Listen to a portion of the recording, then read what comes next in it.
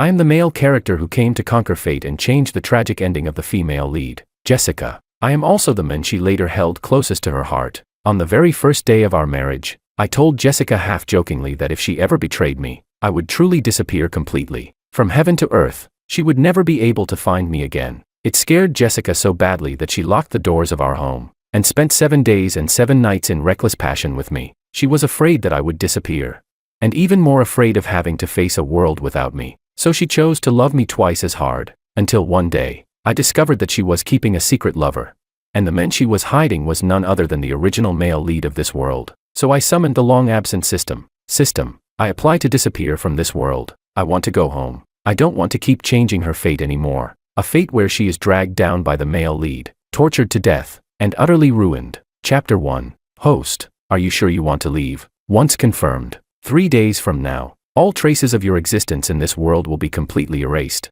At that time, everyone will forget you, except for your wife, Jessica. I closed my eyes and let the cold snowflakes fall onto my face. They melted into water and slid down. Yes, I'm sure. System detected that Jessica is already pregnant with the host's child. Once confirmed, the child will also be erased. Are you sure? Yes, I'm sure. Erase the child as well. When I said those words, I still couldn't hold back my tears. The moment they fell, my heart ached uncontrollably. I am a conqueror. I came to this world because I couldn't bear Jessica's tragic ending in the book. In the original story, she would be deceived by the male lead at the peak of her career, lose everything she owned, and end up completely ruined and disgraced. To prevent all of that, after coming to this world, I chose to start as a 7-year-old orphan, just to grow up with her, rely on each other, go from having nothing to achieving fame and success together. For 16 years, I finally managed to help her miss every single encounter she was supposed to have with the male lead from the book. Originally, once I completed the mission, I could have taken the enormous reward and retired with honor. But watching her look at me every day, her eyes filled with starlight meant only for me. I completely fell. I still clearly remember the day the company went public. On the massive electronic screens across the entire capital, my wife Jessica's interview played on a loop. Dawn Group was named after my husband. That was also a promise I once made to him. Jessica truly loved me. On the day of the successful listing, she transferred all her assets and shares into my name. When faced with reporters' questions, the woman who was always calm and decisive blushed for the first time. To me, James is my entire world. Yes, my entire world. Once, I believed that too. That was why I chose to stay. Since she saw me as her whole world, how could I abandon her alone? But staying in this world was never easy, so I paid the price with my 2 legs, and from that day on, I spent every day and night confined to a wheelchair. Even so, Jessica never once despised me. Every time she attended high society banquets, she would personally push my wheelchair, proudly introducing me again and again, her eyes full of affection. This is my husband, James. I knew she was afraid I would feel inferior, afraid I would doubt her sincerity, afraid that she might leave me because I was disabled. I never doubted her sincerity. It's just that sincerity is like snowflakes, beautiful, but fleeting. 2 months ago, I discovered that Jessica was keeping another man outside. Every time she used the excuse of an important meeting, she was actually going to be with a man named Christian. Christian, the name of the original male lead, the childhood friend who should have appeared by her side when she was 6 years old. So they still met in the end. Even without sharing hardship, they still fell in love at first sight. I rubbed my face, pushed my wheelchair from the balcony back into the room, and wrote a farewell letter. In it, I wrote about my origin, my purpose, and her future. I wasn't trying to change her ending anymore. After coming to this world for 16 years, I just wanted to give my past self an explanation. James, what are you writing? Jessica walked over with a bowl of medicine. Seeming to notice my low mood, she spoke softly in a coaxing, almost coquettish tone. There were a few things at the company that needed handling today. That's why I came back late. But I bought your favorite pastries. After you finish the medicine, I'll get them for you. Okay. I took the bowl from her and drank it down in one gulp, not wanting to expose her lie. That afternoon, the group couldn't find Jessica for the meeting. They even called my phone, so where exactly were these things to handle? James, do your legs feel any better today?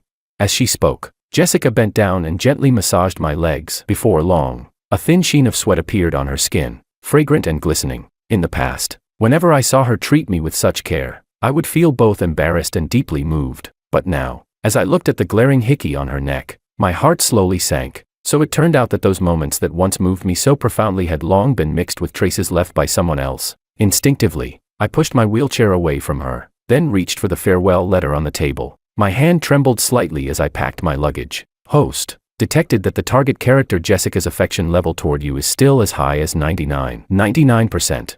The system's voice sounded by my ear, but I simply shook my head. No, I have seen Jessica at 100%. So even a 0.1% lack of purity is a 100% betrayal. The system fell silent. It probably understood as well. Someone like me has an extreme emotional obsession, either 100% or 0. Holding the activation command that had materialized in my hand, I passed it to Jessica as if nothing were wrong. Jessie, this gift is for you, but you have to promise me you won't open it until 3 days later. Okay. Jessica smiled sweetly. Tomorrow is our wedding anniversary too. I've prepared a surprise for you as well.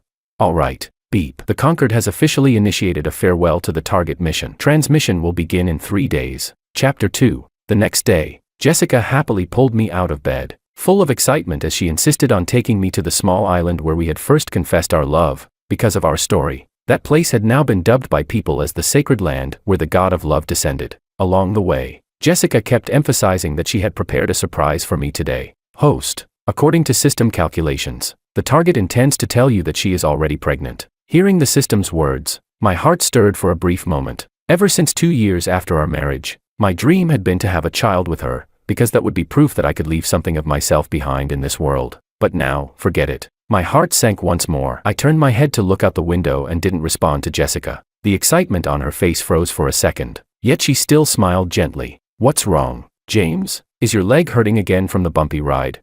Jessica softly massaged my legs, just like before, then personally pushed my wheelchair out of the car, her movements careful and meticulous. Look, it's Jessica and her husband. They're even better looking in person than on TV, and so loving.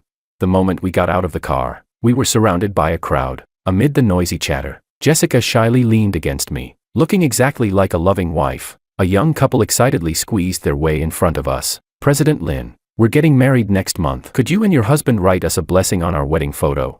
Everyone says you're the god of love. With your blessing, we'll surely be as happy as you and your husband. I froze for a moment, just about to refuse, when Jessica was already smiling and writing a message on their photo. James, you write something too. She handed me the pen and the photo, her eyes full of anticipation. I looked down and saw what she had written. May you be like James and me, together for all lifetimes, forever in love, never to part. Seeing those words, my stomach churned. In the end, faced with Jessica's hopeful gaze, I shook my head. Vows are useless. True love doesn't need to be put on display. As long as you only have each other in your hearts and eyes, you'll definitely stay together forever. At that, Jessica's expression stiffened, and the couple exchanged awkward glances. The man seemed to sense something was wrong. After saying, "Sorry to bother you," he quickly pulled his girlfriend away. James, what's wrong with you? Did I do something wrong?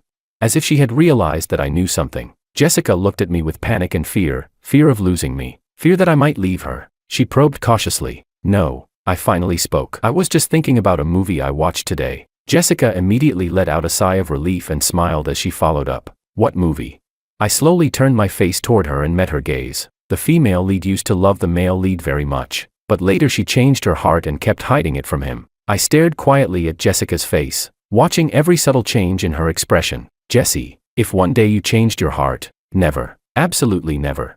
Before I could finish, Jessica hurriedly cut me off, as if she couldn't accept such a possibility. James, the person I love most in this lifetime is you. Even if all the women in the world betray someone, I won't. I can't live without you. At that moment, I suddenly felt an unbearable pain in my heart, and in the very next second, her expression changed. I felt a sudden rush of heat in my nose, and I slid straight out of my wheelchair, collapsing onto the ground. Beep. System notification. As the host is about to disengage, bodily functions will gradually weaken. Remaining time, 2 days. James, what's wrong with you? We're going to the hospital right now.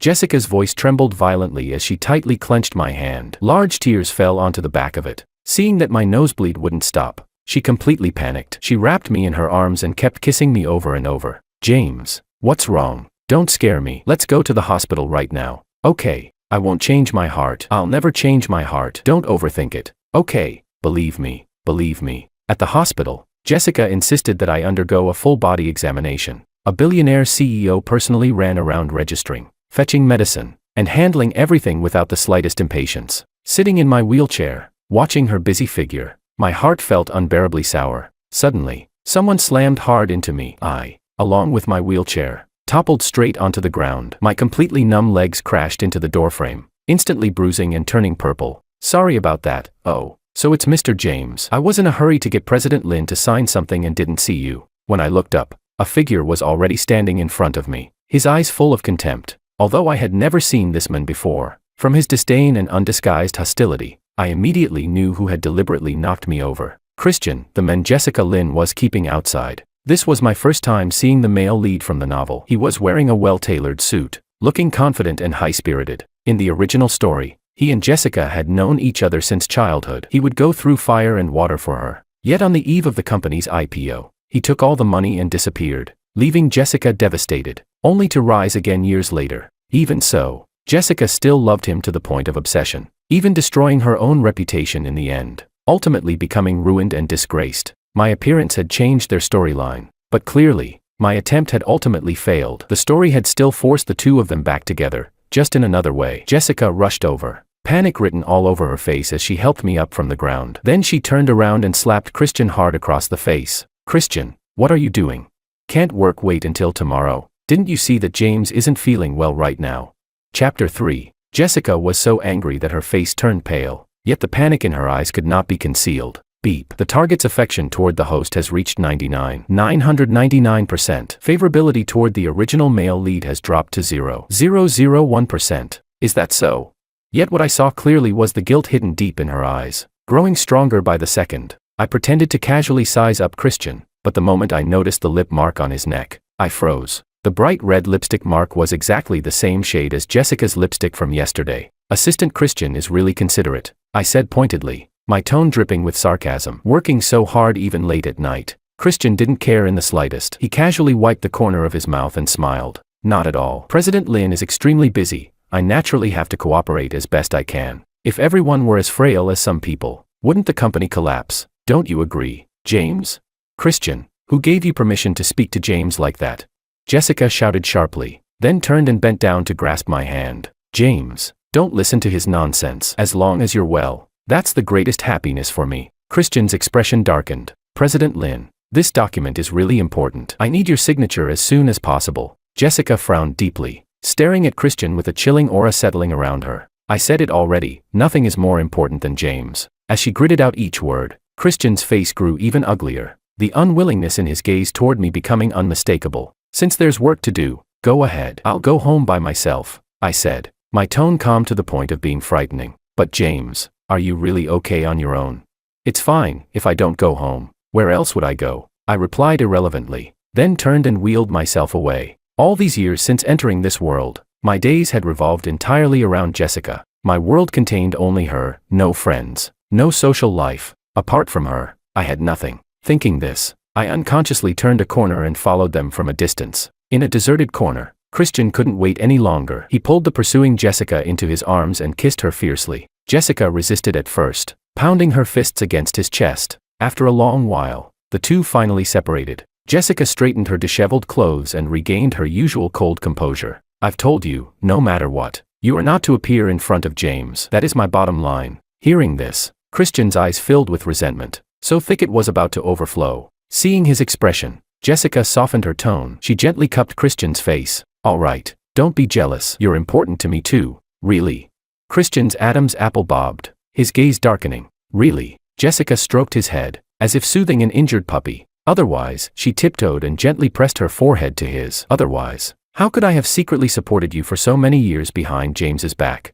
The moment I heard that, my heart clenched violently, the pain suffocating. The two locked eyes. Her gaze grew increasingly dazed, gradually stained with desire. Don't be angry anymore. How about I come over tonight and keep you company for a few hours?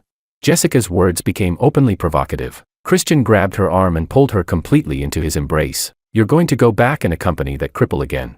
No, I don't want tonight. I want it now. Anger had just risen on Jessica's face when Christian, without a second thought, kissed her again, hot, frantic, and overwhelming. Jessica quickly melted under his assault, going from angry resistance to dazed compliance. They kissed as if unable to part, until Jessica was nearly unable to stand. Only then did Christian reluctantly let go. Panting, her eyes unfocused, Jessica finally compromised. James isn't feeling well today. After I go back and heat up his medicine, I'll come find you. I hurriedly wheeled myself away. Even though I already knew the two of them were together, I still couldn't stop the pain as I moved on. So all these years, I had been a fool, thinking I'd changed the ending, when in truth the plot had simply continued in another form. They had known each other for a long time, not just these past 2 months. That company program bearing my name, the Dawn Scholarship, had been something Jessica suddenly proposed years ago. I thought it was because she had once been drenched by rain herself, so she wanted to hold an umbrella for others. Because of our own hardships during our school years, I believe that was why she wanted to establish a scholarship to help others. Now it was clear, everything had been for Christian. The woman I had given everything to love had been secretly supporting another man all along, while I, like an idiot, was kept completely in the dark. My numb, unfeeling legs lay limp on the wheelchair, as if mocking my naivety. I thought I had rewritten the ending, only to realize it had all been nothing more than a joke. I pushed the wheelchair hard, trying to escape those suffocating memories, but no matter what, I just couldn't move fast enough. Chapter 4. By the time I returned home, the sky was already completely dark. The villa was brightly lit. Jessica stood in the middle of the living room, her face full of anger. Why isn't my husband back yet? Didn't I tell you to escort him? Where is he? What are you standing around for? Go look for him, now. The servants stood to the side, trembling. When they saw me, they all let out a sigh of relief. Seeing me return, Jessie hurried over at a light jog to steady my wheelchair, her joy unmistakably genuine. James, you're finally back. Why are you so late? I was worried sick. I'm fine. I gently brushed her hand away, my tone cold. Jessica didn't mind at all. She wrapped my legs into her arms, as if holding something priceless. James, don't take what others say to heart. In my eyes, you'll always be the best. As she spoke, she gently took my hand and placed it on her lower abdomen. Do you know, you're going to be a father? I looked into her expectant eyes, my heart skipping a beat. So this is our child. Even though the system had already told me, personally feeling the faint rhythm of life still left me stunned for a long time. Jessica affectionately rubbed her cheek against mine and said coquettishly, James, there's an important meeting at the company today that I have to attend. I promise I'll spend the entire day with you tomorrow. Okay. I froze for a moment, then fixed my gaze tightly on her eyes. What's wrong, James? She studied my expression carefully, but the moment our eyes met, an inexplicable panic suddenly rose in her heart. Why does your face look so bad? As if suddenly realizing something, she hurriedly grabbed my hand. If you want me to stay with you, I won't go. I won't go anywhere. Go ahead. Work comes first. This is just my old problem, I said lightly, just like always. Jessica finally relaxed. She pecked my cheek gently. I promise, once I'm done, I'll come back to be with you forever. For all lifetimes. She had said these words before, exactly the same. I pushed my wheelchair to the window. Downstairs, Jessica was holding Christian's hand, seemingly coaxing him about something. The next second, the woman who had just promised to stay with me forever wrapped her arms intimately around another man's neck, smiling brightly, kissing passionately. I stared at them, unmoving, letting the pain spread through my entire body. Jessica seemed to sense something. She suddenly looked up toward my direction, but saw nothing. Hidden behind the curtain, I gave a bleak smile as I thought of the system's words. There is no child anymore, and there is no us either. I don't know whether it was because the countdown to my departure was getting closer, or because I had finally lost the very last shred of hope in Jessica. That night, my body weakened to the point that I came down with a high fever. In my hazy consciousness, I heard Jessica's anxious cries by my ear. James, wake up, don't scare me. She fumbled as she checked my forehead. Why are you burning up like this? After saying that, she no longer cared about anything else. She lifted me up and rushed straight outside. My consciousness gradually scattered, my entire weight collapsing onto her. The two of us tumbled down the stairs together. Jessica didn't hesitate for even a second. She used her own body as a cushion to catch me, letting out a muffled groan of pain. She barely ever drove, yet she sped wildly all the way to the hospital. Amid the howling wind, all I could hear were frightened sobs. Doctor, hurry, check on him. The moment she saw the doctors, she roared hysterically. If anything happens to James, you might as well shut this hospital down. Amid the chaotic footsteps, I struggled to lift my eyelids. Jessica was gripping my hand tightly, her eyes swollen and red as tears kept falling. James, you must be okay. I can't live without you. Her usually immaculate clothes were smeared with mud. Her ankle was badly swollen, yet she stubbornly jogged alongside the gurney the entire way. The day after tomorrow is your birthday, she said shakily. The flowers on our island have bloomed again. I'll take you to see them. Okay.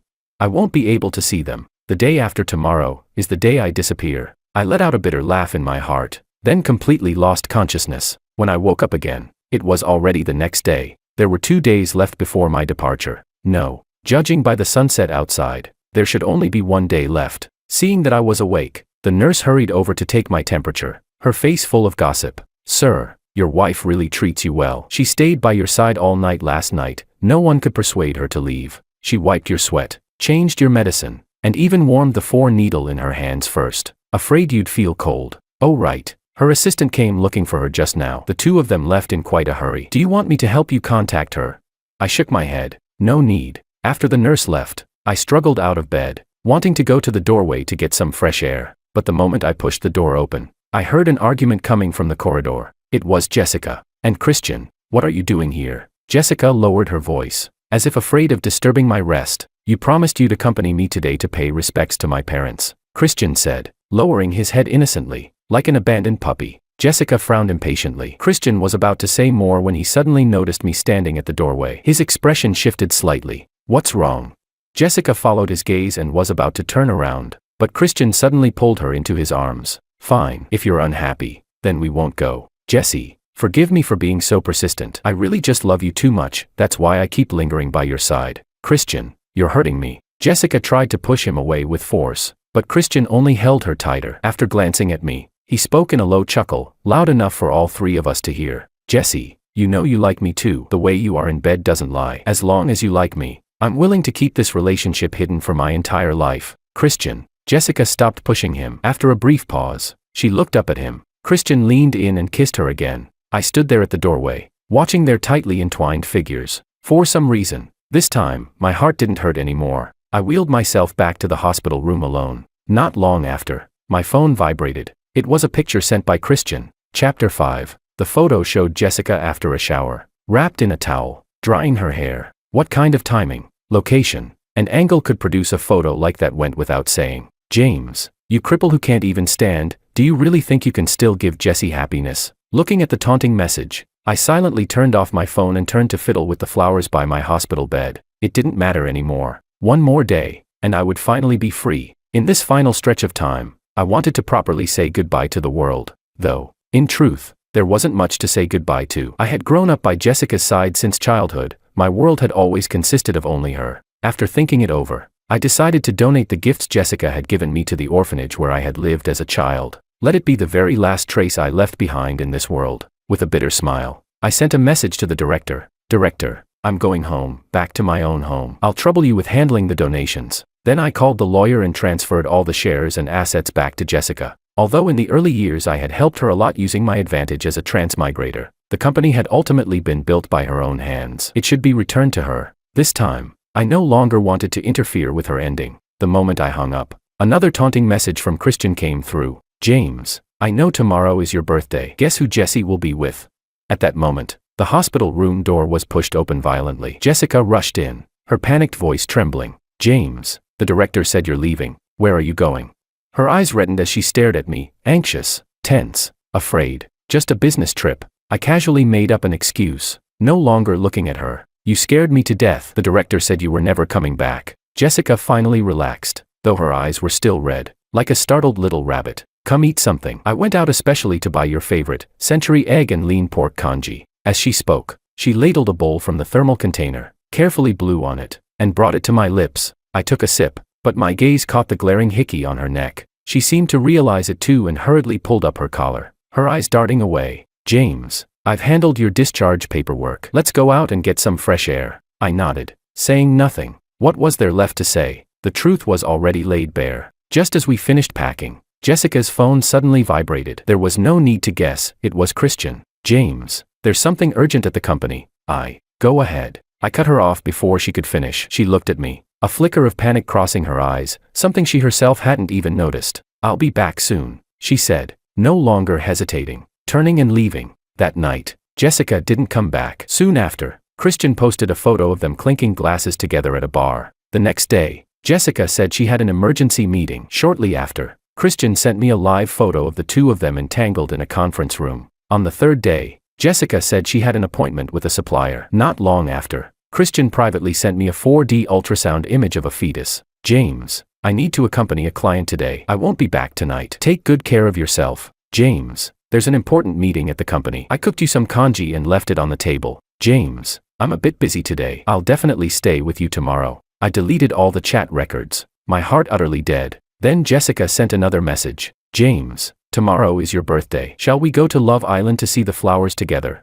I didn't reply. I turned off my phone and tossed it aside. The system's cold notification echoed in my mind. Host life countdown, 24 hours. The next day, the very last day of my life, I packed up everything I had previously listed for sale online and sent it out. I emptied the room, and emptied my heart as well. Jessica still hadn't come back. Turning my head, I saw the news playing on TV. A man had nearly drowned on Love Island, and a woman was frantically giving him mouth-to-mouth resuscitation. Christian, don't scare me. I can't live without you. As the camera zoomed in, I recognized her instantly. It was Jessica, and the one she was kissing was Christian. The news was cut off almost immediately. The very next second, Jessica's call came through. I didn't answer. I let it ring again and again, until it finally fell silent. Those clumsy excuses, I didn't want to hear them anymore. I wheeled myself to the small shop where we first met and ordered 2 bowls of our favorite beef noodles. Young man, why are you alone today? The owner asked warmly. Where's your girlfriend?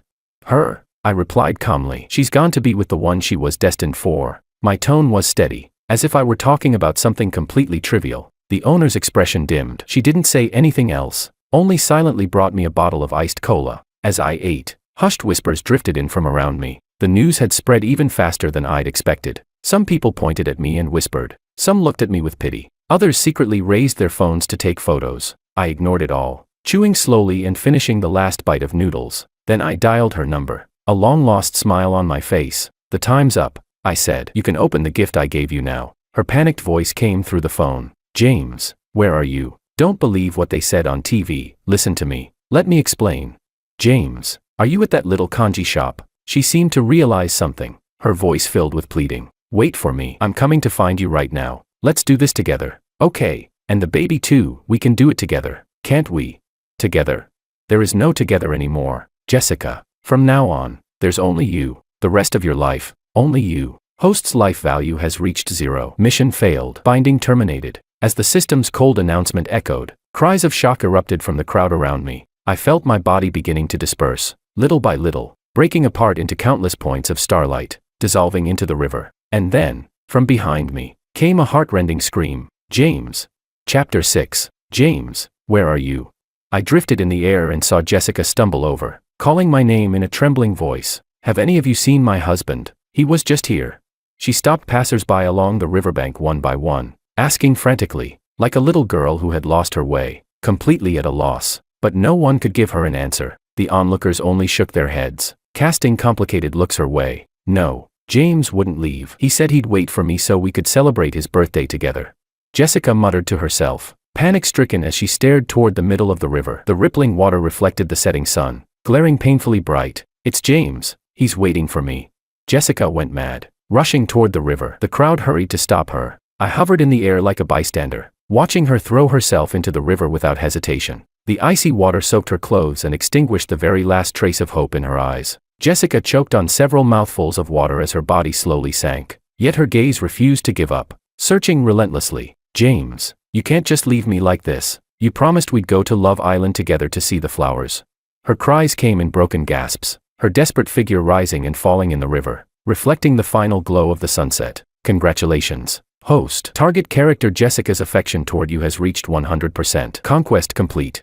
Warning. System error detected. Separation process is irreversible. Host will be sent back to the real world. Warning. System malfunction detected. Host will temporarily remain as a sole entity. Still have to stay here. I let out a bitter laugh and swayed my semi-transparent body. The crowd on the shore fell into chaos. Some hurried to pass over life rings. Others called for help. The police arrived quickly and pulled the nearly drowned Jessica out of the water. The woman who once shone brilliantly on television was now nothing more than an empty shell that had lost its soul. Her face was pale, her lips purple. Her stiff body trembled under the rescue blanket as she kept murmuring my name. James. James. Miss, is this your bag? A police officer picked up a canvas bag from the shore and handed it to her. I recognized it at a glance. It was the gift I had once given Jessica. Back then, we were both poor, so I had made this bag by hand for her. Even after she became the wealthiest woman in the country, she had never parted with it. I still remembered a reporter once asking her why she chose to carry such an unfashionable bag to public events. She had smiled brightly and said it was a gift from her husband. But after Christian appeared, Jessica changed her style entirely. The bags at her side became nothing but luxury brands like LV. I hadn't expected that today. She would deliberately switch back to this canvas bag. Yes, it was a gift from my husband, she said hoarsely. I can't find him. The same words, spoken again, were now steeped in sorrow. Watching Jessica's display of grief, I couldn't help but find it a little laughable. Suddenly, as if she had realized something, she hurriedly rummaged through the bag and pulled out the gift I had left for her. The delicate little box was still intact, as if nothing had ever happened. Right, James left me a gift. He said he wanted to surprise me. He must be joking with me. Yes, it has to be that. Her trembling hands moved to open the small box, but the moment it opened, tears slipped down silently. The box was empty. Inside lay only a light slip of paper. Jessica hesitated for a moment, then finally unfolded it. Jessica, I'm going back to my own world. That was the last sentence I left for her. Upon seeing the note, Jessica covered her mouth, breaking down into sobs. James, this surprise isn't funny at all. Those few short words were like a blade, cutting her heart open, blood dripping from every stroke. She could hardly believe that such a resolute farewell could come from someone as gentle as I had always been. I floated in the sky, watching Jessica sit dazed on the ground, clutching the note. James, where are you going back to? Didn't you say I was your whole world? She sobbed softly, yet didn't dare let her tears fall onto the paper, as if afraid of destroying the last trace of me between the lines. I let out a cold laugh and turned into a gust of wind, gently carrying the note away. No. Jessica reached out to grab it, but stumbled and fell to the ground, watching helplessly as the paper drifted away with the wind. Chapter 7. Suddenly, fragments of words I had once spoken while drunk flashed through her mind. I'm a transmigrator. I don't belong to this world. Her hands trembled slightly as she remembered the red string she had once tied for me. She hurriedly looked down at her own wrist, but the red string was long gone. Just like our relationship. Just like the final gift I had left her. Gone without a trace. Perhaps even Jessica herself had forgotten that after she promoted Christian to her assistant, that red string had been replaced with a couple's bracelet the two of them wore together. The crowd around her gradually gathered closer. They finally recognized that this soul-lost woman was none other than the richest woman. Jessica. That's really the female tycoon Jessica. Why is she crying like this here? Didn't she just say she was looking for her husband? Did her husband jump into the river? No way. Weren't they a loving couple? I remember seeing her confessing her love to her husband on the big plaza screen just a few days ago. What are you talking about? Didn't you see the news earlier? President Lin cheated. She's been shacking up with the men she sponsors. The surrounding chatter was like sharp needles, stabbing into Jessica until her expression went blank. James, it's not like that. I can explain. James. Jessica Lin knelt on the ground, clutching the note, her voice hoarse and broken. The woman who had always cared most about her image finally showed utter disgrace in public for the first time. President Lin, what is there left to explain? I work at the hospital. I clearly saw you hugging your assistant last time. A familiar voice came from the crowd. I focused my gaze and realized it was the young couple we had met earlier on Love Island. The young man who had given me a long, meaningful look before leaving had indeed noticed something was off. Of course he did. My attempts at concealment had been far too obvious. Besides the utterly indifferent Jessica, who else wouldn't have seen through it? You even had the nerve to write blessings on our wedding photo, saying you hoped we'd be as loving as you and your husband. Don't you find that ironic? I could tell your husband's expression was off back then. He must have already known. The young man's words were full of indignation on my behalf. The looks people cast at Jessica grew increasingly contemptuous. Buzzwords like manufactured persona, betrayal, female version of Schweppingue surfaced one after another. Jessica's face grew even paler as she stared at the river in disbelief. He already knew. How could that be? I saw her bite down hard on her lip as tears streamed down her face. I also saw her desperately trying to steady herself, trying to deceive herself. This is all just a misunderstanding. I can explain. James, come out. Okay, don't listen to their nonsense. Just as despair was about to completely swallow her, Christian squeezed out from the crowd. Jessie, are you okay? Christian rushed forward and hurriedly supported the unsteady Jessica. Jessie, calm down. Don't listen to them. But Jessica only stared at him hollowly, her pale face devoid of any emotion. Tisk, isn't that President Lin's pretty boy assistant? Yeah, the one who almost drowned on the news. And they still claimed there was nothing going on. Those whispers reached Jessica's ears. She suddenly shoved Christian away. The force sent the unprepared Christian stumbling back 2 steps. Get lost. It's all because of you that James got angry and left. Christian, you're fired. I don't want to see you ever again.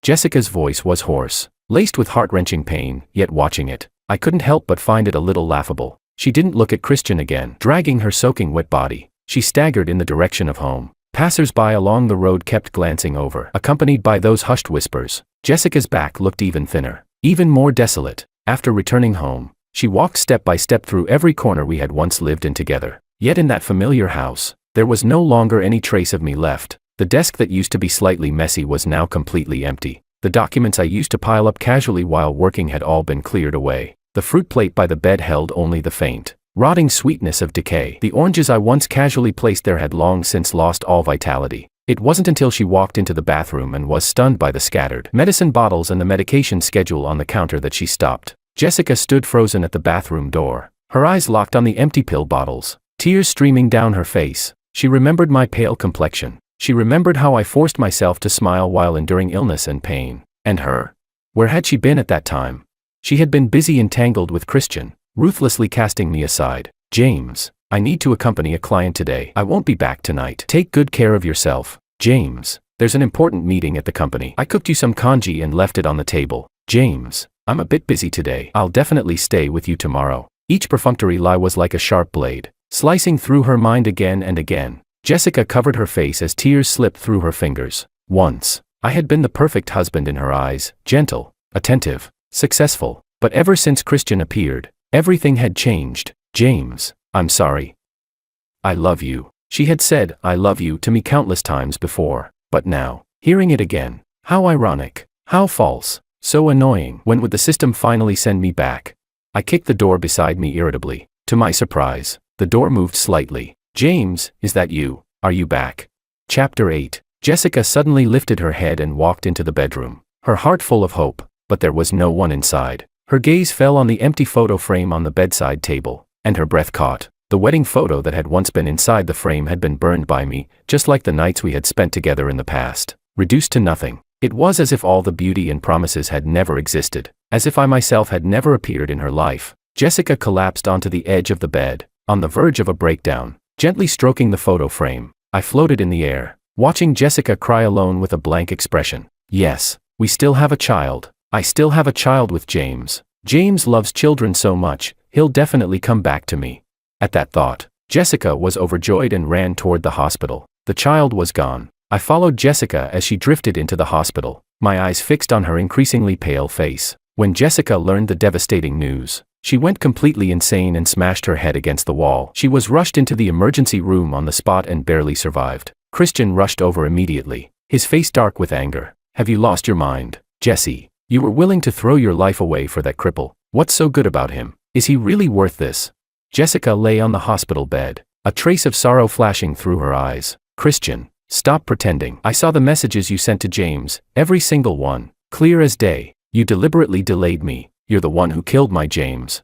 In an instant, suffocating tension filled the air. Christian, I'm not blind. Don't think I don't know what you've been secretly doing at the company during this time. Jessica let out a cold laugh and continued. Her usually gentle eyes were now filled with icy light, as if she could see straight through Christian and expose his true face. In that moment, Christian's face turned deathly pale. In the original story, Christian, as the male lead, had exploited everything Jessica had to climb upward, all for the sake of reaching the pinnacle of power. In this lifetime, although my appearance had changed their original trajectory, Christian still hadn't given up. He deliberately approached Jessica and became her assistant, merely to steal company secrets and pave the way for his own rise. I had warned Jessica many times to be careful, but she thought I was just jealous. It wasn't until just now, when she accidentally found the messages Christian had written to me at home, that she finally realized the truth. Christian had indeed approached her with ulterior motives. This revelation turned her entire world upside down. She had actually ignored the husband she loved most for the sake of this liar. The two of them argued hysterically, the scene like a silent war, the air thick with the smell of gunpowder,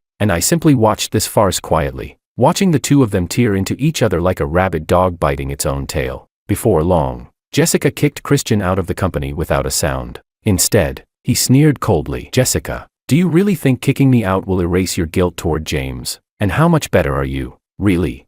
Back then, when you were starting the company, didn't you use him plenty as well? We're all the same in the end. Before he could finish speaking, a swarm of reporters rushed in. Camera flashes and lights exposed their humiliation in full detail. Christian fled in disgrace, while Jessica was struck to the core by his words and stood frozen in place. Fragments of memory flooded over her like a tidal wave. She heard herself softly making that vow. James, I'll stay with you for the rest of my life. But sadly, she broke that promise. She remembered how we played together at the orphanage, how we stayed up all night eating instant noodles to start our business, how we kissed passionately under the spotlight. oblivious to everyone else. Those once beautiful moments drifted farther and farther away amid her regret. With vacant eyes, she pushed past the crowd and walked toward the riverbank where I had disappeared. The wind roared in her ears. Using the last of her strength, she jumped into the surging river. James, I'm coming to be with you. I said it before, if you're not here, I won't live on alone. And I felt only an unspoken, cold mockery in my heart. Too late. This kind of forced devotion, chasing after death,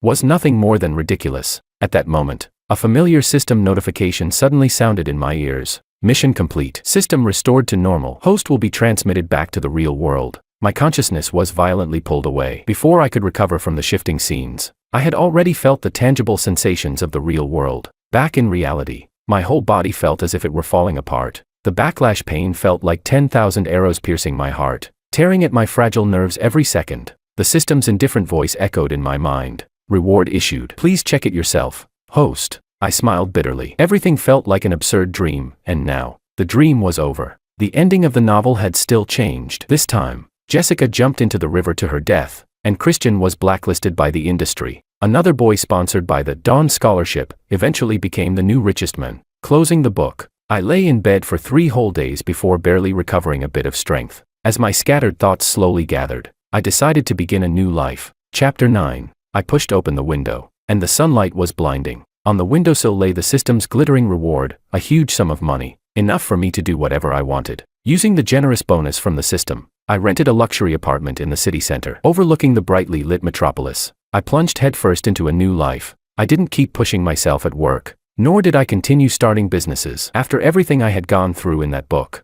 I was simply too tired. I returned to my original line of work, going to the office day after day, and devoted more energy to living. Every morning when I woke up, I was filled with anticipation for the future. At work, I came into contact with the most cutting-edge fields of economics, expanding my thinking into an uncharted wilderness. The company gave me full authority and trust. I charged forward, breaking through obstacle after obstacle, as if nothing could blunt my edge. However, people and circumstances in life are unpredictable. One day after work, I passed by a bookstore. By a windowside seat, a familiar figure was sitting sideways, gazing out the window. It looked like Jessica. James, I finally found you. Jessica rushed out excitedly and hugged me tightly. How are you here? I shoved her away and frowned, unable to understand how she could appear in the real world. Her body stiffened. She looked at me pitifully, and after a long pause, she stammered.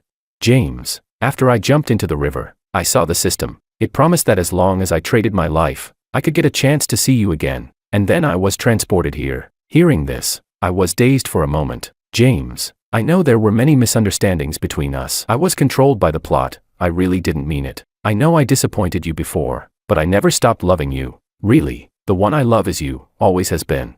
Jessica's eyes were full of sincerity. She raised her right hand, the red string around her wrist glaringly obvious. I said it. I would definitely find you. Please give me a chance. Let me make it up to you. Let me keep loving you. Okay. Heh. I looked at the glaring red string on her wrist and felt a wave of nausea. Traded your life for it, Jessica. What kind of act are you putting on now? When you were sleeping with another man behind my back, why didn't you talk about loving me then? And now you stand here pretending to be innocent, pretending to be some chaste, faithful woman. After saying that, I didn't look at her again and turned to leave. Over the next few days, Jessica turned into a piece of sticky gum. I couldn't shake her off no matter what I did. She blocked me downstairs at the company, at the entrance of my apartment complex, and even outside the gym I frequented. Every time we met, she cried her eyes out, sobbing as she said she had been deceived by Christian and had no control over it. She said that after I left, she had suffered endlessly inside, filled with regret. James, are you angry with me? Do you blame me for not protecting our child? I'm sorry. It's because I'm useless. Let's have another child for you. Okay, I'll give you many, many children. Jessica cried even harder. The woman who used to be proud and aloof now looked like a homeless dog, wagging her tail and begging for mercy. Jessica clearly misunderstood my smile. She escalated her efforts, sending me all kinds of gifts I used to like. She even knelt at the door of my apartment, crying and begging me to open it. Neighbors poked their heads out to watch the spectacle. I felt like a monkey on display, embarrassed and furious, completely fed up. I simply changed my residence and cut off every possible way for her to contact me. I thought I had finally escaped Jessica's entanglement, but I underestimated this woman's madness. The next night, I returned to my apartment after working late. The place was pitch dark. Just as I was about to turn on the lights, someone suddenly hugged me tightly from behind. James, I knew you wouldn't really abandon me. Jessica's voice trembled with sobs, her warm breath brushing against my neck. Disgusted, I shook her off and turned on the light. Seeing her pitiful expression only made me more irritated. Jessica, what exactly do you want? With a thud, she dropped to her knees in front of me, tears streaming down her face. James, I can only stay here for 5 days. I beg you, give me one chance to make it up to you. Okay. Even if it's just to let me celebrate one birthday for you. She cried even harder, rambling incoherently about how she had been controlled by the plot and how there was only me in her heart. Looking at her like this, I felt nothing but revulsion. Get out. I don't want to see you again. I pointed at the door and shouted harshly. She refused to leave, continuing to kneel there and cry. I dragged her to the doorway, shoved her out forcefully, and slammed the door shut. Over the next few days, Jessica still refused to give up. On the first day, she prepared a loving breakfast, imitating what I used to do, but I didn't even glance at it and threw it to a stray dog on the street. On the second day, she said she wanted to have a candlelight dinner with me, but I claimed there was an important meeting at work and stayed in the office all night. On the third day, the last day, Jessica tearfully brought in countless fresh flowers, filling my apartment to the brim. James, doesn't this look like the flowers on Love Island? Didn't you promise me we'd go see them together? She cried while video calling me. I impatiently hung up. Too late. The flowers on Love Island had long since withered. In the second before the call ended, snowflakes began drifting down outside the window. I saw Jessica turn into specks of starlight, just like I once had, and disappear. This dream was finally over.